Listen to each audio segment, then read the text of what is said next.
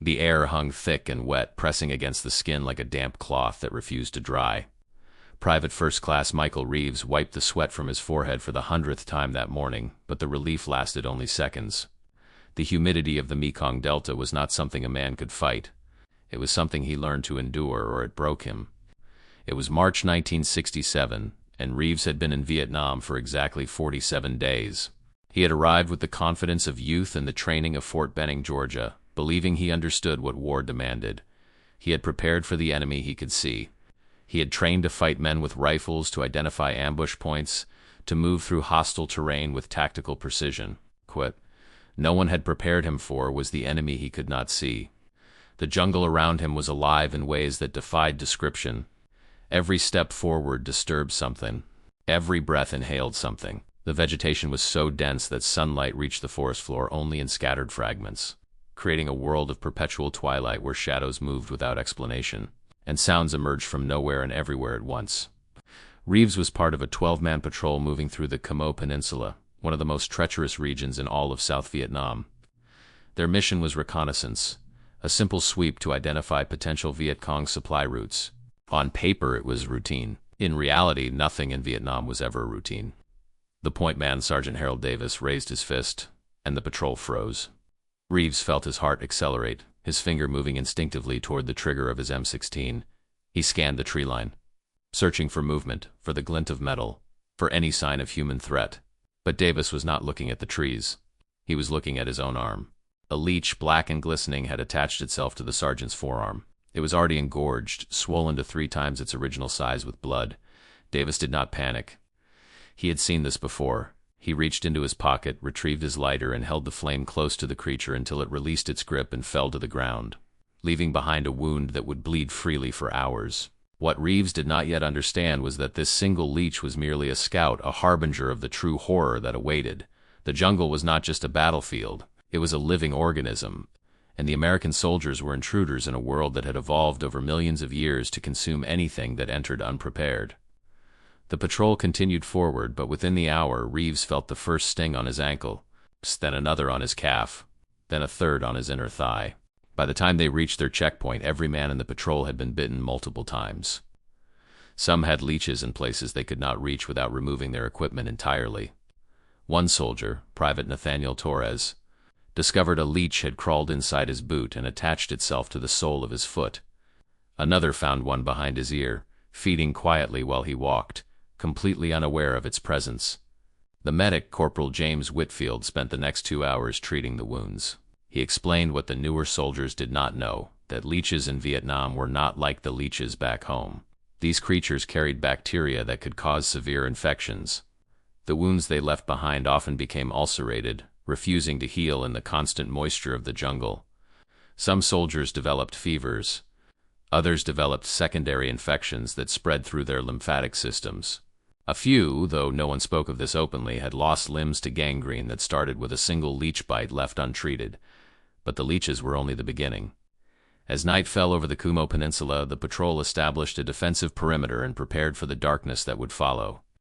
In Vietnam, night did not arrive gradually. It descended like a curtain, sudden and absolute. One moment there was light. The next, there was nothing but the sound of the jungle awakening to hunt. Reeves lay in his position, eyes straining against the blackness, ears tuned to every sound. He heard the distant call of birds he could not identify. He heard the rustling of leaves that might have been wind or might have been something else entirely. And then he heard the sound that would haunt him for the rest of his life. It began as a high-pitched whine, barely perceptible at first, like a single violin string being drawn across the edge of hearing. Then it multiplied. Within seconds, the air was filled with the drone of thousands upon thousands of mosquitoes, rising from the swamps and rice paddies that surrounded their position, drawn by the heat and carbon dioxide of 12 American bodies. The soldiers had mosquito nets. They had insect repellent. They had everything the United States military believed would protect them. None of it was enough. The mosquitoes of Vietnam were not ordinary insects. They had evolved in an environment where competition for blood was fierce and where the creatures that fed most aggressively were the ones that survived. They found gaps in clothing that seemed impossible to penetrate. They bit through fabric that was supposed to be protective. They attacked with a persistence that bordered on intelligence, as if they understood that these foreign bodies represented a feast unlike anything the jungle had seen before. By morning, Reeves counted over 40 bites on his exposed skin alone. His face was swollen. His hands were covered in welts that itched with an intensity that made concentration nearly impossible. But the true damage was invisible, traveling through his bloodstream with every heartbeat, beginning its work in the microscopic darkness of his cells. He did not know it yet, but the mosquitoes had given him something far worse than discomfort. They had given him malaria. The disease would not manifest for another 2 weeks. When it did, Reeves would find himself shaking with chills in the 100-degree heat. His temperature spiking to dangerous levels, his body unable to regulate itself against an enemy it could not see or understand. He would spend 3 weeks in a field hospital, delirious with fever, watching men around him die from the same invisible enemy that had found its way into their blood through the proboscis of an insect smaller than a fingernail. Malaria was not supposed to happen. The military had protocols. Every soldier took chloroquine primaquine tablets, the standard prophylaxis that was supposed to prevent exactly this outcome. But the malaria parasites in Vietnam had evolved. They had developed resistance to the very drugs designed to destroy them. The war had been going on long enough that the microscopic organisms had adapted, mutating into strains that no longer responded to treatment. The doctors called it chloroquine-resistant Plasmodium falciparum. The soldiers called it death by mosquito. In 1967 alone, there were over 40,000 cases of malaria among American troops in Vietnam. The number was so staggering that military commanders began to realize they were fighting a war on 2 fronts, one against the Viet Cong and one against the jungle itself. Both enemies were proving equally formidable. But even malaria was not the worst of what awaited in the darkness. As the weeks passed and Reeves recovered enough to return to duty, he began to hear stories from other units. Stories of soldiers who had been bitten by creatures they never saw. Stories of men who woke in the night screaming, convinced something was crawling inside them. Stories of infections that spread with terrifying speed, consuming healthy tissue and leaving behind wounds that exposed muscle and bone. So the jungle, he began to understand, was not merely hostile. It was actively predatory. Every organism within it had evolved to exploit any weakness, any vulnerability, any moment of inattention. The American soldiers, with their soft skin and their unfamiliar biology, were not conquerors in this environment. They were prey. And the jungle had only begun to feed. What Michael Reeves experienced in those first weeks was not unique. It was universal. Every American soldier who served in Vietnam encountered the same invisible enemy, the same relentless assault from creatures too small to shoot and too numerous to defeat. The war they had trained for was a war of bullets and bombs. The war they fought was a war of biology, a conflict in which the terrain itself was the most dangerous adversary. The men who survived would carry the marks of this war forever, not just in their memories, but in their bodies. The diseases they contracted, the infections they endured, the parasites that made homes in their flesh. These would follow them back to a country that did not understand what they had faced and could not see the enemies they had fought. The jungle that breathed had taken its first toll. But the night was young, and the creatures of Vietnam were only beginning to reveal themselves. Check if you are already subscribed to this channel. Every week we bring you stories that history tried to bury. Stories of courage, survival, and the invisible battles that shaped the world. Subscribe now so you never miss the truths that others are afraid to tell. The monsoon arrived in early June, transforming the landscape of South Vietnam into something that barely resembled solid ground. Rain fell in sheets so thick that visibility dropped to mere feet. The earth, already saturated from months of humidity, could absorb no more. Rivers overflowed their banks. Rice paddies merged into vast lakes. And the trails that American patrols had learned to navigate became treacherous rivers of mud that could swallow a man to his waist. For Sergeant William Crawford and his squad, the monsoon meant more than difficult terrain. It meant that the creatures of the jungle, displaced from their flooded habitats, were now seeking higher ground. And that higher ground was often wherever the soldiers happened to be standing. Crawford had been in Vietnam for 11 months. He had survived firefights in the Central Highlands. He had walked through tunnels where the enemy could have been waiting around any corner. He had seen men die in ways that would never leave his memory. But nothing had prepared him for what he would encounter in a small village outside of Pleiku, in a moment that would change his understanding of what danger truly meant. The squad had been conducting a routine sweep of abandoned hooches when Private First Class David Mendez let out a sound that Crawford had never heard a human being make. It was not a scream exactly. It was something more primal, a sound of pure biological terror that bypassed the conscious mind entirely and spoke directly to the ancient part of the brain that recognized mortal threat. Crawford sprinted toward the sound, weapon raised, expecting to find Viet Cong, expecting to find a booby trap, expecting to find any of the 1,000 dangers that populated his mental inventory of things that could kill a soldier in Vietnam. What he found instead was Mendez standing perfectly still, his face drained of all color, his eyes fixed on his right forearm. A centipede, nearly 8 inches long, was wrapped around his arm like a living bracelet. Its body was segmented, armored, a deep reddish brown that seemed to pulse with its own internal heat. Its legs, dozens of them, each tipped with a claw designed to grip flesh, were digging into Mendez's skin with a grip that seemed impossible to break. And at the front of its body, mandibles that looked more like the fangs of a snake were buried deep in the soft tissue of his inner arm. The pain, Mendez would later describe, was unlike anything he had ever experienced. It was not the sharp, clean pain of a bullet wound or the burning pain of a fragment injury. It was a pain that seemed to radiate outward from the bite, spreading through his entire arm in waves that crashed against his consciousness with increasing intensity. Within seconds, the area around the bite had begun to swell. Within minutes, the swelling had spread to his entire forearm. Within an hour, he could not move his fingers. Corporal Whitfield, the medic, did what he could. He applied cold compresses to reduce the swelling. He administered antihistamines to combat the allergic reaction. He gave Mendez morphine for the pain that had become unbearable. But there was little else he could do. The venom of the Vietnamese giant centipede was a cocktail of toxins that modern medicine understood poorly and could barely treat. Mendez would survive, but he would never regain full use of his right hand. The nerve damage caused by the venom was permanent, a disability that would follow him for the rest of his life. Caused not by enemy action, but by an encounter with a creature that most Americans had never even heard of. The Vietnamese giant centipede, Scolopendra subspinapedes, was one of the most feared creatures in the country, and with good reason. Unlike the centipedes found in North America, which were generally harmless, these specimens could grow to over a foot in length. Their venom was powerful enough to kill small mammals. In humans, it caused excruciating pain, severe swelling, and in some cases, cardiac complications that could prove fatal. The centipedes were nocturnal hunters, emerging at night to prey on anything they could subdue. They had been known to enter tents, crawl into boots, hiding clothing that had been left on the ground. Soldiers learned quickly to shake out every piece of equipment before putting it on. They learned to check their sleeping areas obsessively before lying down. They learned that in Vietnam, the ground itself could not be trusted. But the centipedes were only one of many creatures that hunted with legs. The jungle spiders of Vietnam were another source of constant dread. Species that had evolved in the perpetual twilight of the forest floor had developed hunting strategies that seemed almost diabolical in their efficiency. Some built webs between trees that were strong enough to slow a walking man. Others hunted without webs at all, stalking their prey with patience that bordered on malevolence. The most feared was the huntsman spider, a creature whose leg span could exceed 12 inches. These spiders did not build webs. They waited. They watched.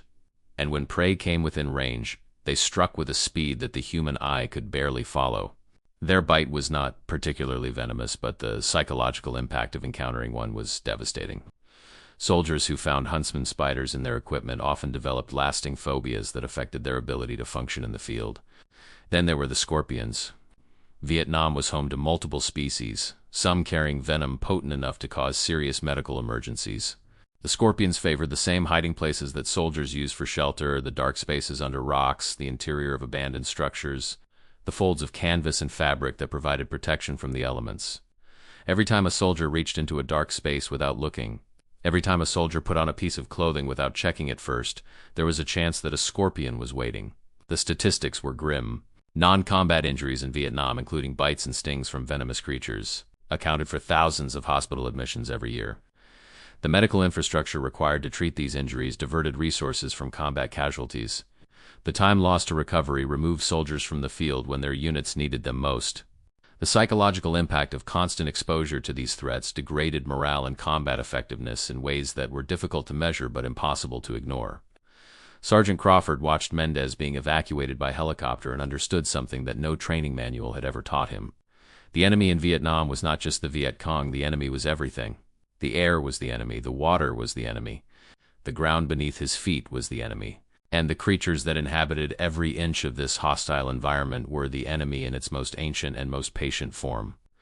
He returned to his squad and gave orders that would have seemed paranoid to anyone who had not experienced what he had just witnessed. Every piece of equipment would be inspected before use. Every sleeping position would be cleared and checked. Every moment of inattention would be treated as a potential death sentence. The jungle listened. The jungle waited. The jungle had all the time in the world. The creatures that crawled on 6 legs, 8 legs, 100 legs, had been hunting in this environment for millions of years before the first human being ever set foot in Southeast Asia. They did not care about politics or ideology. They did not distinguish between American and Vietnamese. They simply did what they had always done. They hunted, they fed, they survived. And the soldiers who walked through their territory were nothing more than prey that had wandered too far from safety. The Mekong River moved with a patience that belied its power. On the surface it appeared almost tranquil, a broad ribbon of brown water that wound through the delta like a sleeping serpent. But beneath that surface, currents ran swift and unpredictable, carrying with them sediment from 1,000 tributaries and secrets that only the river understood. For the soldiers of the mobile riverine force, the Mekong was both highway and battlefield. Their operations depended on the waterways that crisscrossed the delta, providing access to regions that would have been impassable by land.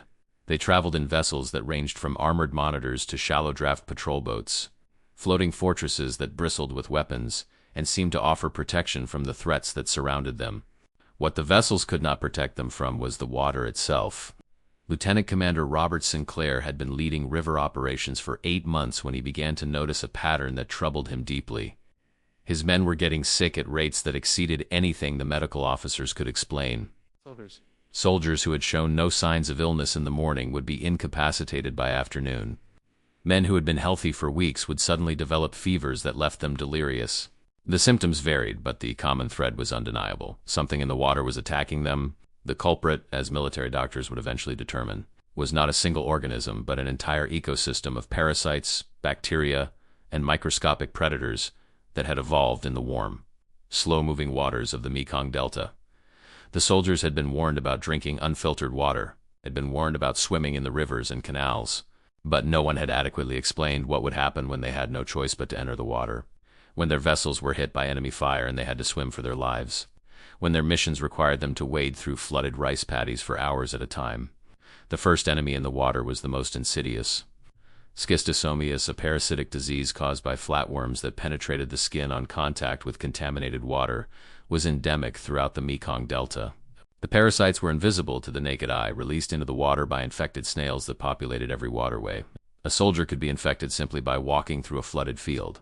He might not know anything had happened for weeks or even months, until the parasites matured in his liver and began to cause damage that was often irreversible. The symptoms of schistosomiasis were varied and often misdiagnosed. Fever, fatigue, abdominal pain, blood in the urine or stool. Many soldiers dismissed these symptoms as routine illness, the result of poor food or exhaustion or the general misery of life in Vietnam. By the time they received proper treatment, the parasites had often established themselves so thoroughly that complete eradication was impossible. Then there was leptospirosis, a bacterial infection spread through water contaminated with the urine of infected animals. In Vietnam, where rats were omnipresent and water buffalo shared the same waterways as humans, leptospirosis was everywhere. The bacteria entered the body through cuts, abrasions, or the mucous membranes of the eyes and mouth. Soldiers who had even minor wounds on their feet or hands were at constant risk every time they entered the water. The disease progressed in 2 phases. The first brought fever, headache, and muscle pain so severe that it earned the nickname breakbone fever. The second, if the infection was not treated, brought liver failure, kidney damage, and a form of meningitis that could be fatal. The mortality rate, even with treatment, was high enough to make leptospirosis one of the most feared non-combat threats in Vietnam. But perhaps the most psychologically disturbing threat came from creatures that soldiers could sometimes see but rarely avoid. The freshwater leeches of the Mekong Delta were more aggressive than their land-based cousins. They could detect the presence of prey from considerable distance, sensing the chemical signatures of warm-blooded animals in the water. When a soldier entered their territory, they converged from all directions, attaching themselves with such speed and in such numbers that the victim often did not realize what was happening until it was too late. The leeches targeted any exposed skin, but they showed a particular preference for orifices. The mucous membranes of the nose, the soft tissue of the ear canal, and other sensitive areas provided easy access to blood vessels. Soldiers who submerged themselves in the water during firefights would sometimes emerge to find leeches in places that required medical intervention to remove. One incident recorded in the medical logs of the 9th Infantry Division described a soldier who was evacuated after a river crossing with over 50 leeches attached to his body. Several had entered his nasal passages and were feeding on the blood-rich tissue inside. The medics who treated him had to use surgical instruments to remove them, a procedure that was performed without adequate anesthesia because the field conditions did not allow for it. The soldier survived. He was never the same. Lieutenant Commander Sinclair implemented new protocols for river operations. Soldiers were required to wear full protective clothing despite the heat. Any man who entered the water was to be examined immediately upon extraction. Prophylactic antibiotics were distributed before operations that would involve water contact. None of it was enough. The water was simply too present, too essential to their mission, too impossible to avoid. Every operation in the Delta required some level of contact with contaminated waterways. Every soldier who served there accepted a level of risk that those fighting in other theaters could not imagine. The invisible killers in the water claimed no headlines. They received no medals for their victories. They simply continued their ancient work, consuming the bodies of those who entered their domain, one infection at a time. Sinclair stood on the deck of his vessel one evening, watching the sun set over the Mekong, painting the water in shades of gold and crimson that seemed almost beautiful. He understood now why the Vietnamese spoke of the river with such reverence and such fear. The Mekong was not simply water. It was a living thing, a creature unto itself. And, like everything else in this country, it was feeding on the men who had come to conquer it. If this story is touching something inside you, leave a comment right now saying, "The jungle never forgets." I want to know if you understand what these men faced. Leave your comment and let me know you're here with me. The water continued to flow, patient and eternal, carrying its microscopic armies toward the next victim. The night fell fast in the jungle, a darkness so complete that it erased the difference between land and sky. Corporal Thomas Brennan sat in his fighting position, back against a tree, weapon cradled in his arms, eyes straining against a blackness that revealed nothing. The orders were clear: no movement, no light, no sound. The enemy was close, and any mistake could mean death for the entire squad. But the enemy that found him that night was not the one he had been watching for. He felt it before he heard it, a subtle shift in the pressure against his left thigh. Something moving across his leg with a deliberate slowness that his brain initially refused to process. His first thought was that a branch had fallen, that some piece of debris had landed on him from the canopy above. But branches did not move. Branches did not have the muscular undulation that he now felt sliding across his lap. In the fraction of a second it took for understanding to arrive, Brennan made the most important decision of his life. He did not move. Every instinct screamed at him to leap up, to throw himself away from whatever was crawling on him, to escape at any cost. But something deeper, some survival wisdom inherited from ancestors who had faced similar moments, told him that movement meant death. The snake continued its journey across his body with an indifference that was somehow more terrifying than aggression. He could feel its weight now, substantial, heavier than he would have expected. He could feel the dry smoothness of its scales, the rhythmic contraction of muscles as it propelled itself forward. And he could feel it turning, redirecting its path, beginning to coil. Minutes passed. Each one felt like hours. The snake explored his upper body, its head passing within inches of his face, its forked tongue tasting the air, sampling the chemical signature of this strange, warm object it had discovered. Brennan stopped breathing. He forced his heartbeat to slow through sheer force of will. He became, in that moment, as close to inanimate as a living man could become. And then it was gone. The weight lifted. The movement ceased. The darkness swallowed the creature as completely as if it had never existed. When dawn finally came and Brennan could see clearly, he examined the ground where he had been sitting. The tracks in the soft earth told the story. A king cobra, judging by the width of the trail, at least 10 feet in length. One of the deadliest snakes in the world had used him as a resting place and had chosen, for reasons that would never be known, not to strike. Not every soldier was so fortunate. Vietnam was home to over 30 species of venomous snakes, and the American troops encountered them with alarming frequency. The bamboo viper, bright green and perfectly camouflaged against the vegetation, was responsible for more bites than any other species. Its venom was hemotoxic, destroying blood cells and tissue, causing wounds that refused to heal. The Malayan pit viper, found throughout the lowlands, had a temper as aggressive as its venom was potent. Soldiers who stumbled upon these snakes often had no warning before the strike came, but it was the krites that inspired the deepest fear. The banded krite and the Malayan krite were both nocturnal hunters, emerging at night when the soldiers were most vulnerable. Their venom was neurotoxic, attacking the nervous system with devastating efficiency. A soldier bitten by a kite might not feel much pain at first. The venom worked slowly, quietly, shutting down respiratory function over a period of hours. Many victims fell asleep after being bitten, believing the injury was minor, and simply never woke up. The medical protocols for snake bites were inadequate at best. Antivenoms existed, but they were often specific to certain species and ineffective against others. In the field, far from hospitals and proper medical care, a snake bite was frequently a death sentence. Even those who survived often suffered permanent damage, tissue necrosis that required amputation, organ damage that shortened lives, psychological trauma that never fully healed. The snakes found their way into everything. They sheltered in bunkers that soldiers believed were secure. They hid in the sandbags that formed defensive perimeters. They coiled inside helmets that had been left on the ground. They curled up in boots that were still warm from human feet. Every piece of equipment, every shelter, every moment of rest carried the risk of encounter. The military response was characteristically practical and characteristically insufficient. Soldiers were issued snakebite kits that contained tourniquets and razor blades for cutting open the wound. The theory was that a soldier could self-treat by cutting into the bite and sucking out the venom. In practice, this technique was not only ineffective but often made the injury worse, creating larger wounds that became infected in the tropical environment. Some units developed their own methods. The Montagnard scouts who worked with American forces taught them to recognize the signs of snake presence, the subtle disturbances in vegetation, the particular smell that some species carried. They showed the soldiers which paths to avoid, which trees were favored by arboreal species, which times of day were most dangerous. But the jungle was vast and the snakes were everywhere. No amount of training could eliminate the risk.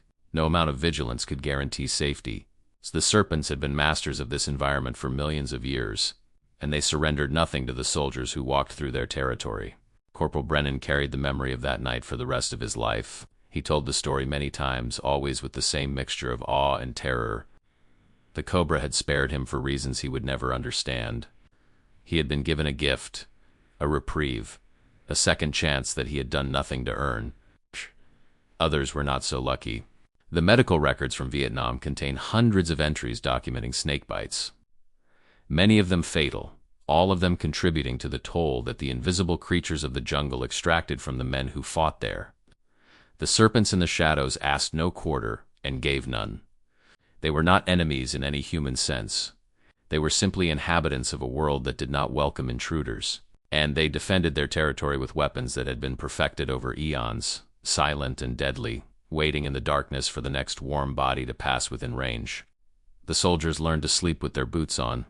They learned to check every shadow before entering. They learned that in Vietnam, the night belonged to creatures far older and far more patient than any human enemy. The evacuation helicopter lifted off from the landing zone with the desperate urgency that characterized every medevac in Vietnam. Inside, strapped to a stretcher, Sergeant First Class Raymond Jackson was dying, and everyone on board knew it. But the enemy that was killing him had no face, no flag, no cause. It was smaller than a grain of sand and more numerous than the stars. Jackson had been one of the strongest men in his company. At 32, he had the build of an athlete and the endurance of someone who had spent his life working with his hands. He had grown up on a farm in rural Alabama where hard labor was simply part of existence. He had brought that strength to Vietnam, where it had served him well through 2 tours of duty and countless engagements with the enemy. Now that strength was failing him. His body, which had always responded to his demands, was consuming itself from within. The dysentery that had started 3 days ago had escalated into something far more serious. He was losing fluids faster than the medics could replace them. His organs were beginning to shut down. His mind, usually sharp and decisive, was clouded by fever and dehydration. The culprit was a microscopic parasite called Entamoeba histolytica, an amoeba that had found its way into his system through contaminated water. In the developed world, amoebic dysentery was treatable, manageable, rarely fatal. In the jungles of Vietnam, far from proper medical facilities, with inadequate supplies and overwhelmed medical staff, it was a killer. Jackson was not alone. Gastrointestinal diseases were epidemic among American troops in Vietnam. The combination of contaminated water sources, inadequate sanitation, and a tropical environment that accelerated the growth of pathogens created conditions that were ideal for disease transmission. Soldiers contracted dysentery, typhoid, cholera, and a host of other infections that attacked the digestive system with brutal efficiency. The military had protocols for water purification. Every soldier carried iodine tablets. Every unit had access to purification equipment. But the protocols broke down constantly. The tablets ran out, the equipment failed. Soldiers, desperate with thirst in the 100-degree heat, drank from streams and rivers that were teeming with invisible enemies. And even when soldiers followed every protocol perfectly, they could still be infected. The parasites found other routes. They contaminated food that had been handled by infected individuals. They spread through the air in microscopic droplets. They waited on surfaces that seemed clean but harbored invisible armies of disease. The numbers were staggering. In some units, gastrointestinal illness rates exceeded 50%. Entire companies were rendered combat ineffective by outbreaks that swept through their ranks. The military medical system, designed to treat wounds and injuries, was overwhelmed by diseases that never should have been a significant factor in a modern military operation. But dysentery was only one of many diseases that attacked the soldiers from within. Dengue fever, transmitted by mosquitoes that bred in the standing water that was everywhere in Vietnam, caused symptoms that soldiers described as worse than being wounded. The fever was accompanied by severe joint and muscle pain, so intense that dengue earned the nickname breakbone fever. Soldiers who contracted it were incapacitated for weeks, and some never fully recovered. Japanese encephalitis, another mosquito-borne illness, attacked the brain itself. Soldiers who were infected developed fevers, headaches, and confusion that progressed to seizures, coma, and death. Those who survived often suffered permanent neurological damage, their lives forever altered by a disease they never saw coming. Scrub typhus, transmitted by mites that lived in the vegetation, caused a constellation of symptoms that made diagnosis difficult. Fever, rash, headache, and an eschar at the site of the bite that looked like a cigarette burn.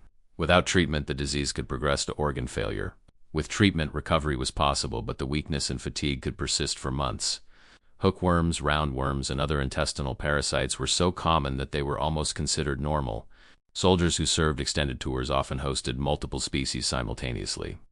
Their digestive systems compromised by organisms that fed on their blood and nutrients. The effects were cumulative, draining energy and health slowly but steadily, contributing to the exhaustion and weakness that made every day in Vietnam harder than the last. Sergeant Jackson survived. The helicopter delivered him to a field hospital where doctors worked through the night to stabilize his condition. Intravenous fluids replaced what he had lost. Antibiotics attacked the infection. Modern medicine, stretched thin but still effective, pulled him back from the edge. But he was never the same. The illness had weakened him in ways that would not heal. He was evacuated back to the United States 3 weeks later, his second tour cut short by an enemy that measured its victories in cells destroyed rather than territory captured. The war within the body claimed thousands of casualties. Soldiers whose names would never appear on memorials because their wounds were invisible, whose suffering would never be fully recognized because disease carried none of the glory that Americans associated with military service. These men had fought 2 wars simultaneously, one against human enemies with human weapons, another against microscopic enemies that had been waging war for billions of years and had never lost. The second war was the one that no one talked about. The second war was the one that followed the soldiers home, living in their bodies, manifesting in health problems that would persist for decades. The second war was the one that the country that sent them would prefer to forget, but the soldiers remembered. They remembered the fevers and the chills. They remembered the nights spent in agony, unable to keep food or water down. They remembered watching their friends waste away from illnesses that seemed to come from nowhere and respond to nothing. The invisible creatures of Vietnam had claimed another victory, and they were not finished yet. The transport plane touched down at Travis Air Force Base on a gray morning in November 1969. Among the soldiers disembarking was Specialist 4th Class Michael Reeves, the same young man who had arrived in Vietnam nearly 3 years earlier with the confidence of youth and the training of Fort Benning. He was 23 years old now, though he looked older. The jungle had aged him in ways that went far beyond years. He walked down the ramp and set foot on American soil, and for a moment he felt something that might have been relief. The war was behind him. The jungle was 10,000 miles away. The creatures that had haunted his nights and invaded his days were no longer an immediate threat. He did not yet understand that they had followed him home. The first symptoms appeared within months of his return: fatigue that no amount of sleep could cure, headaches that came without warning and left him incapacitated, a persistent cough that the doctors attributed to various causes but could never quite explain. He was told it was stress. He was told it was adjustment to civilian life. He was told that it would get better with time. It did not get better. The malaria that had infected him in the Mekong Delta had not been fully eradicated. The parasite had retreated to his liver, dormant but not dead, waiting for the opportunity to re-emerge. Over the following years, he would experience relapses that came without warning. Sudden fevers that dropped him to his knees, chills that made him shake uncontrollably even in the summer heat. Each recurrence was a reminder that the jungle had never really released him. But the malaria was only part of his burden. The years of exposure to contaminated water, to parasites, to bacteria that his body had never evolved to fight, had left permanent damage. His digestive system never fully recovered. He developed chronic conditions that required ongoing medication, ongoing treatment, ongoing acknowledgement that the war had broken something inside him that could not be repaired, and he was not alone. The veterans of Vietnam returned to a country that did not want to hear about their experiences. The war was unpopular, divisive, a wound in the American psyche that most people preferred to ignore. The soldiers who came home were often treated with indifference or hostility, their service dismissed, their sacrifices unrecognized. But even those who wanted to help often could not understand what the veterans had faced. The visible wounds, the missing limbs and scarred bodies were comprehensible. The invisible wounds, the diseases and parasites and long-term health effects were not. When a veteran complained of chronic fatigue or persistent illness, the response was often skepticism. When a veteran sought treatment for conditions that could not be easily diagnosed, the response was often delay and denial. The Veterans Administration was overwhelmed, underfunded, unprepared for the scale of medical needs that the Vietnam veterans presented. Soldiers who had contracted rare tropical diseases found that American doctors had little experience treating them. Soldiers who had been exposed to Agent Orange and other chemicals found that the military denied any connection between their exposure and their symptoms. Soldiers who simply could not explain why they felt so sick all the time found that no one believed them. The invisible creatures of Vietnam continued their work year after year, decade after decade. The parasites that had entered the soldiers' bodies found permanent homes, causing damage that accumulated slowly but relentlessly. The diseases that had been contracted in the jungle resurged periodically, reminding the veterans that the war was not over, that it might never be over. Studies would eventually document the long-term health effects of service in Vietnam. The rates of certain cancers, certain liver diseases, certain autoimmune conditions were significantly higher among Vietnam veterans than among the general population. The connection to the environmental conditions of Southeast Asia was clear to anyone who looked at the data with honest eyes. But acknowledgement came slowly, grudgingly, always years behind the suffering it was meant to address. Michael Reeves lived to be 67 years old. He died in a VA hospital in 2014, surrounded by fellow veterans who understood what he had been through because they had been through it themselves. His death certificate listed the immediate cause as liver failure, a final consequence of decades of damage that had begun in the rice paddies of the Mekong Delta. He was buried with military honors. His service recognized at last, his sacrifice acknowledged by a country that had taken 45 years to understand what it had asked of him. The creatures of Vietnam took no notice. They continued their existence as they had for millions of years in a jungle that had reclaimed the battlefields and erased most traces of the war that had been fought there. The bunkers were overgrown. The landing zones had returned to forest. The rivers flowed as they always had, carrying their ancient cargo of life and death. But the legacy of those creatures lived on in the bodies of the men who had walked through their world. It lived on in the health records that documented decades of illness. It lived on in the families who watched their fathers and husbands and brothers suffer from conditions that no one could fully explain.